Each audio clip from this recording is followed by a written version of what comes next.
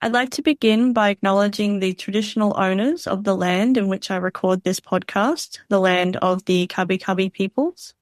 I pay my respects to the traditional owners of country and their elders past and present, and extend that respect to all Aboriginal and Torres Strait Islander peoples listening today. Here on the Smart Community Podcast, we talk about data, technology, communities, and the future. First Nations peoples have been sharing knowledge, caring for country, and telling stories for tens of thousands of years. I honour that deep connection to storytelling and community connection as we continue our conversation together here today. Welcome to the Smart Community, Smart Regions, Smart Towns, and Smart Cities. It's where we live, work, and play. With smart communities, the future starts today. Big data, smart mobility, emerging trends galore.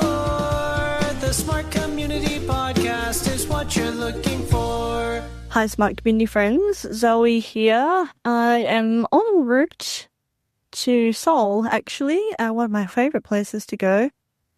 But I thought I would jump in and give you a little update of my PhD. Thanks so much for tuning in to all of my little episodes, or not little, long episodes, really detailed insights that we've been sharing. And sorry, I'm at the airport, so if there's a bit of sound here or there, just, you can pretend you're at the airport as well. But, I did my presentation at the end of my first year. So can you believe it's already been a year? That's crazy. First year presentation, and to my university, it's called UTS, so University of Technology in Sydney, and we all get together, all the higher researchers, higher degree researchers in the school, and I'm in the transdisciplinary school. Lots of, so much variety, which is so interesting. People are studying the lives of street dogs, and then other people are studying how to maximize profit using discounts for their business, and other people looking at how we can do transport planning through embodiment. So actually doing site visits and things, but thinking about them as performances and how you feel. So interesting, so much interesting research that people are doing. So I did my presentation. So my title now is called Data Stories for Wicked Problems. And it's about looking at how we can use persuasive data storytelling to engage the community in addressing complex societal challenges. So I've moved a little bit away from studying AI.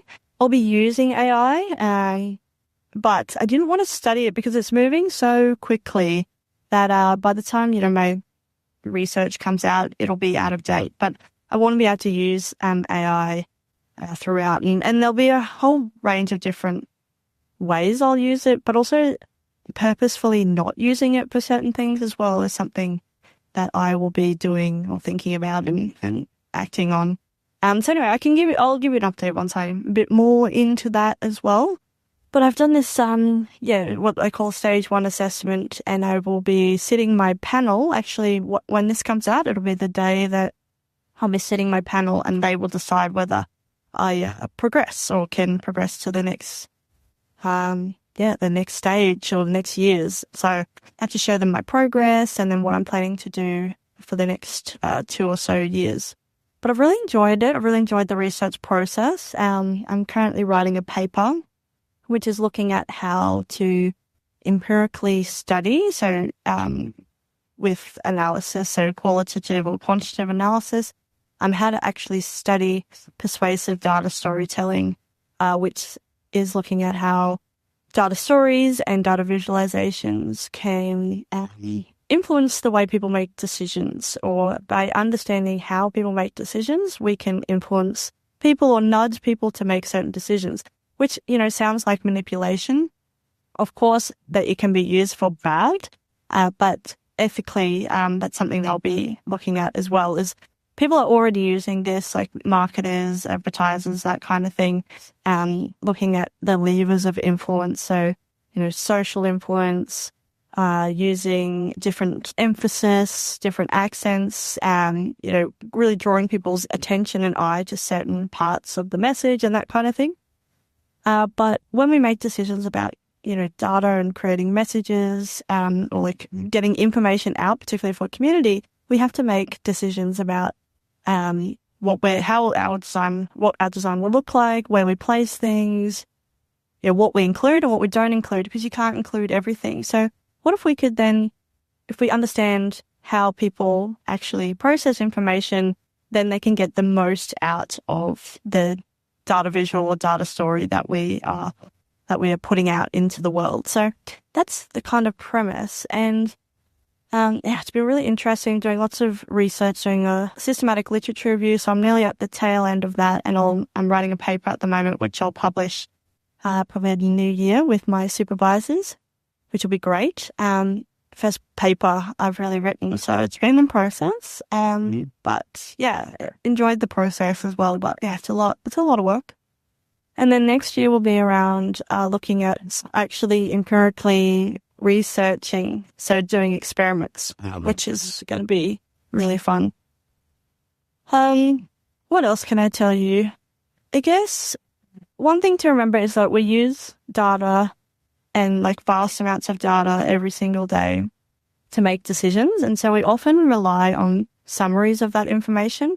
And those summaries often come in data visualizations. So, everyday activities like what groceries we need to buy, we take in data, we make decisions about that. So everyday people use data, but then also these kind of decision makers, policy makers need to make really big decisions about different policy changes to, combat the climate crisis.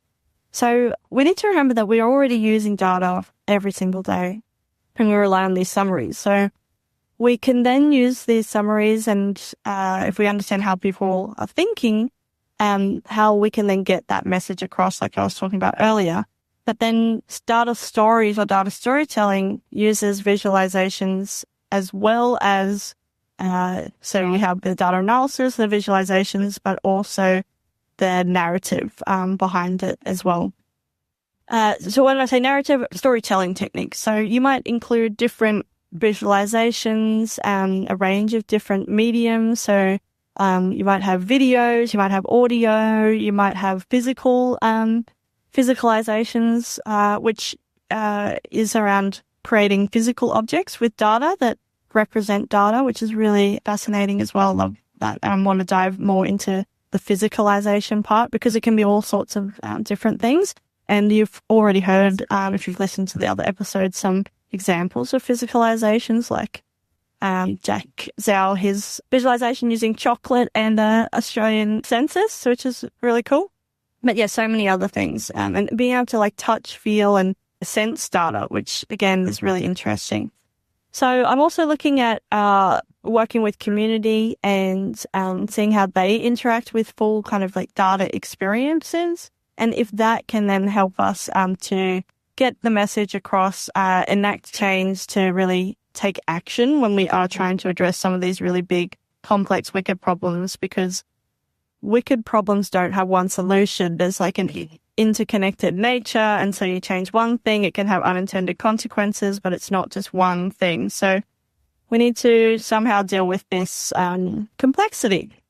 So it's getting pretty noisy in here, and I think that's probably enough for me. Just a little snippet, a little tiny snacky episode for you this Monday while we prepare our other interviews. So we've still got a whole bunch, heaps actually, lots of different interviews coming your way with a whole range of different topics, and I hope you're really enjoying them. Would love to hear your feedback and thoughts. So please, get online, find LinkedIn, send us a message or comment on your favorite podcast player.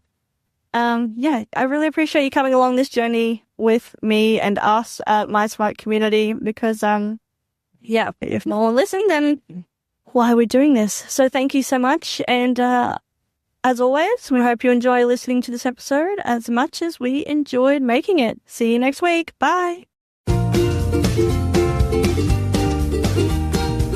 Thanks Thanks so much for listening to the Smart Community Podcast. You can find the show notes for this episode and all other episodes at zoeether.com/podcast. That's zoeeather.com/podcast. Have you got a question for me or one of our guests? We'd love to hear from you. Just shoot us an email at hello@mysmart.community. If you enjoyed the show, make sure you follow the podcast wherever you listen and connect with us on LinkedIn too. And hey, ratings and reviews are always welcome. They help more smart humans just like you find the show. As always, we hope you enjoyed listening to this episode as much as we enjoyed making it.